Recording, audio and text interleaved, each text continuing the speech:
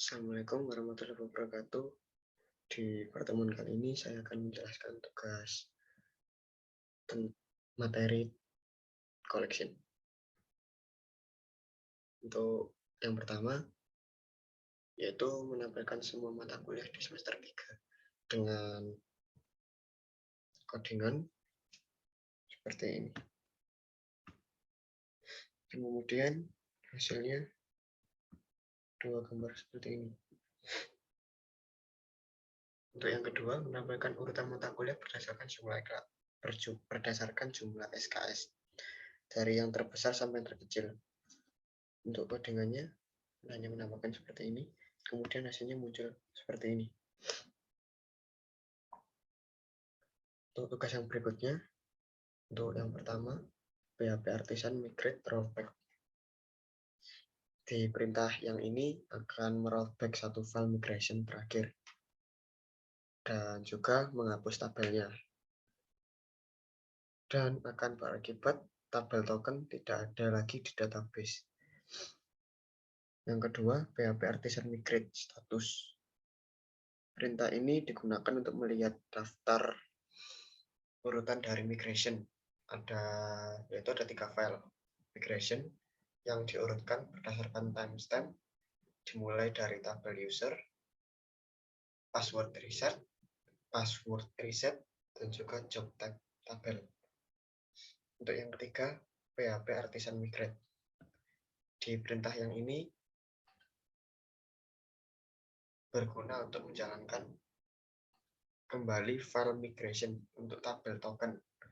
Hasilnya tabel token sudah bisa digunakan kembali. Fitur migration sebagai version control, yakni kita bisa memaju mundurkan untuk semua file migration. Untuk yang keempat, PHP Artisan Migrate Rollback yang step keduanya. Untuk di perintah yang kali ini kita akan merollback 2 file migration terakhir dan juga menghapus tabelnya, dan akan berakibat tabel token dan juga tabel job sudah tidak ada lagi di database. Untuk yang kelima, PHP Artisan Migrate. Di perintah yang ini digunakan untuk menjalankan kembali file migration untuk tabel token dan juga tabel jobs, dan akan menghasilkan tabel token dan juga tabel job yang sudah bisa digunakan kembali. Di fitur inilah fitur migration sebagai version control, yaitu kita bisa memaju mundurkan untuk semua file migration. Untuk yang keenam, PHP Artisan Migrate Status. Perintah ini digunakan untuk melihat daftar urutan dari migration. Di sini ada 4 file migration yang diurutkan berdasarkan timestamp yang dimulai dari tabel user, password reset, job tabel, dan juga tabel token. Untuk selanjutnya, cara membuat migration itu dengan mengetikkan kode ini, dan hasilnya tabel mahasiswa pada file migration dengan mengetikkan ini. Kemudian dijalankan dan hasilnya seperti ini. Dan pada tabel mahasiswa tersebut ada penambahan kolom lagi yang digunakan untuk membuat kolom baru, yaitu NIM, nama, tempat lahir, fakultas, jurusan, dan juga IPK.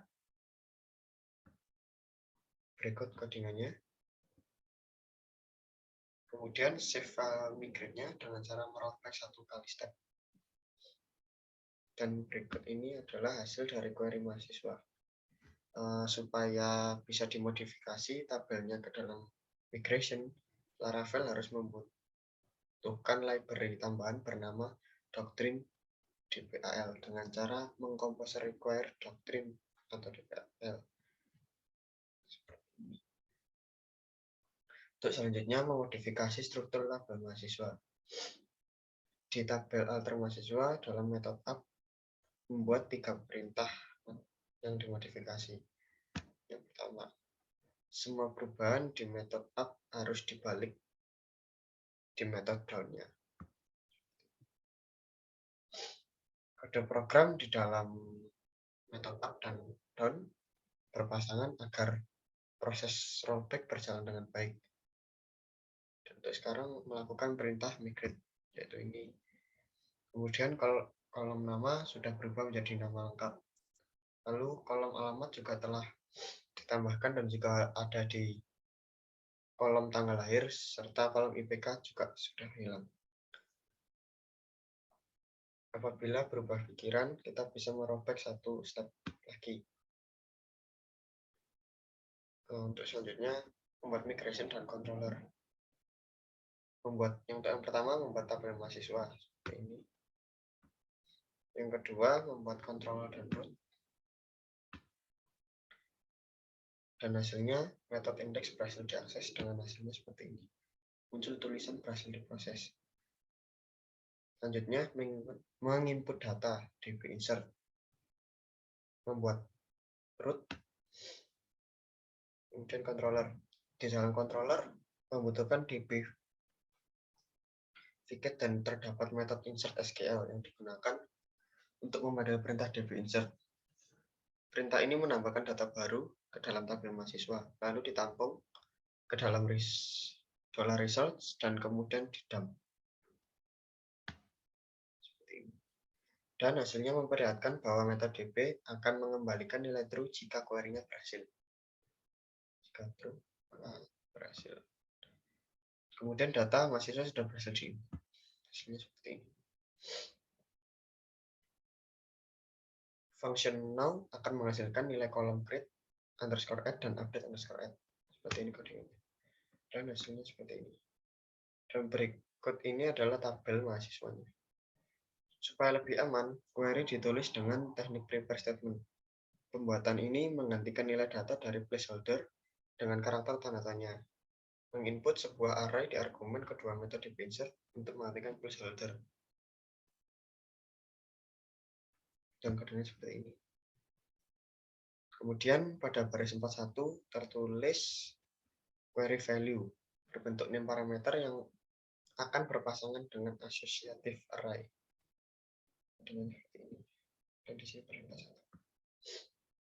Dan di bawah ini merupakan tabel dari mahasiswa. Untuk selanjutnya, query update yang digunakan untuk mengupdate data.